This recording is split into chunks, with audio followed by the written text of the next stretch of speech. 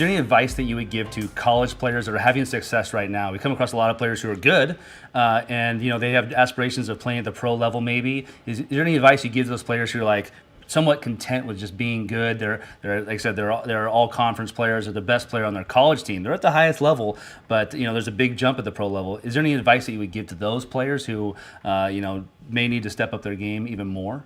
You got to keep in perspective, like if you want to have this dream, you got to go get it. You can't go and play in the MPF or get drafted and be successful with just a mediocre work ethic. You got to put in the time every single day in your training, how you eat, how you sleep, how much you practice, and practicing it the right way. I think a lot of people get in the habit of, I'm going to go take all these reps, hundreds of cuts every single day, but they're doing it the wrong way. So if you can learn how to do the right way and get those repetitions doing it correctly, you're going to create much better muscle memory, and that's what's going to help you be successful down the road. In this season coming up with the Chicago Bandits, the 2017 pro season, is there any drills in the hitting vault right now that you are personally working on that you say, hey, this are the things that I need to work on, and these are the drills that are helping me the most?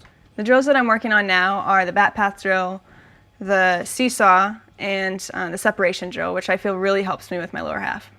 Over the course of your career, you've gone from a player playing in college to now a pro player. You've also had a couple years of experience coaching in softball and coaching in college softball for that matter.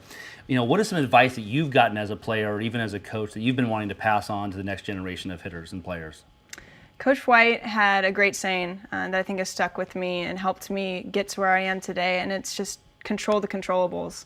In this game, there's so much that you can't control. You can't control if the umpires call balls and strikes. You can't control the weather or how a pitcher is pitching you, but you can control your attitude and effort and your approach at the plate, and those things like that you can really control, and those are things that you have to stick to in a game that there's so much around you that is involved that you don't have control of. Keep control of the things that you can control. And one of the most controversial topics in all of hitting over the last few years has been whether or not the baseball swing and the softball swing is a different swing, it's the same swing, and people go around in circles arguing about it online. What is your take on, you've played at the pro level, the highest level of softball, college and pro. In your experience, what is the difference between a baseball swing and a softball swing?